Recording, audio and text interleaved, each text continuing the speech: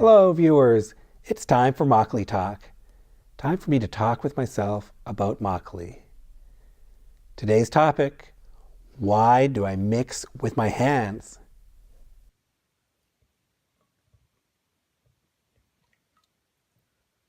This comes from a viewer question asking, why do I mix with my bare hands? Aren't you worried about contamination? So that's a great question, and I want to get into that question for this video.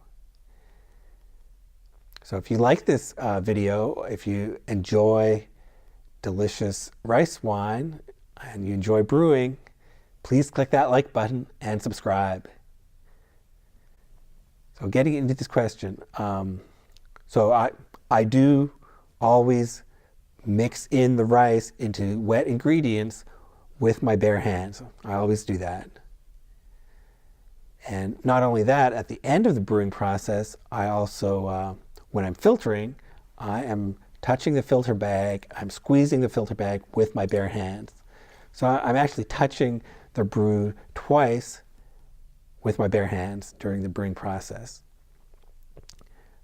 During the rest of the process, I am careful. I do use a spoon or a spatula that I've sanitized, and of course my fermentation jar is sanitized. Everything is sanitized, but I do use my bare hands. I will say my hands are clean. I do wash my hands, but I do avoid any soap residue, oils, fragrances.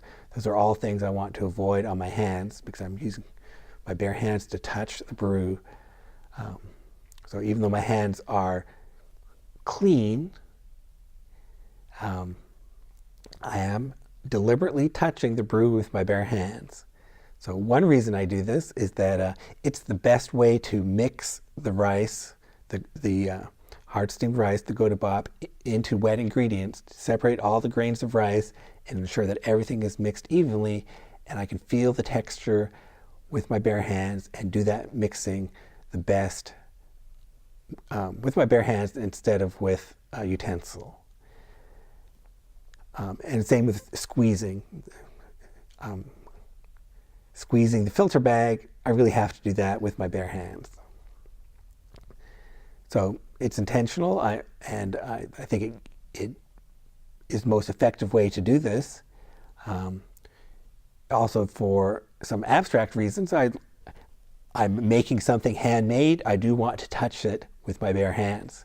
So that's another reason. And there's a concept, a Korean concept called hand taste. If you make something by hand, part of you is going into that food product. So that I think that's an important concept too, and it might even be not just a metaphor. It's something physical. For brewing Mockley, you do need lactic acid bacteria.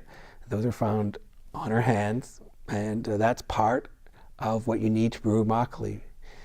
So that contact with the brew is, can be a positive thing. It's introducing something that's needed in the brew. But the question is, why doesn't that introduce contamination? So I'm touching the brew with my bare hands near the beginning of the brewing process and near the end. Why am I not worried about contamination?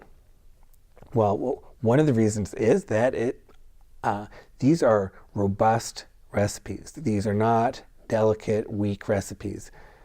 By a robust recipe, I mean that we're providing the right environment for the microbes that we want to flourish, and that will crowd out any other microbe, let's say, that we don't want. So it's all about setting the right environment, the right proportion of rice and water and naruk and yeast, getting that proportion right, the right temperature, the right kind of container. That'll be the right environment for the yeast and the lactic acid bacteria to grow, and the unwanted microbes won't be able to flourish. That's why you can produce delicious rice wine consistently, even in an environment that's not perfectly sterile. There are always lots of other microbes out there in your kitchen, and you're not sterilizing your kitchen, you're only sanitizing some of your equipment. The recipe is robust enough, it's strong enough to withstand some stray microbes. The microbes you want are going to grow. Now, that being said, I think there are situations where I would be a lot more careful in touching the brew. That would be situations where the initial mixture is drier, or that it's taking longer to get the fermentation started. In my recipes, fermentation starts almost immediately, if not actually immediately. So that action really protects the brew. If you're choosing a recipe that's slower to get started or is drier, I might be more careful about touching it at that stage. I might try to keep the initial brew protected for some period of time. And of course, later on in the brew, once alcohol is produced, that's something else that protects the brew. Just the presence of alcohol inhibits other microbes from growing. In the end, the kind of microbes we're worried about growing is mold and some unwanted yeast that gives a bad flavor. Those two things could happen if the environment, if the fermentation doesn't get started quickly enough with your preferred yeast. You could get mold or some other yeast taking over. Though that's the situation that I would avoid touching the brew. But like I said, later on, once there's alcohol in the brew, it's self-protecting. And that's one reason that I like using wine yeast in my recipes. I often use wine yeast, and wine yeast can thrive in a higher alcohol environment that would kill many other kinds of microbes, or at least inhibit their growth. So thanks to the viewer for this question. It was a great question, and I enjoyed answering it. I hope you enjoyed this video. Please stay tuned for a new Immokalee video every week. Thank you for watching.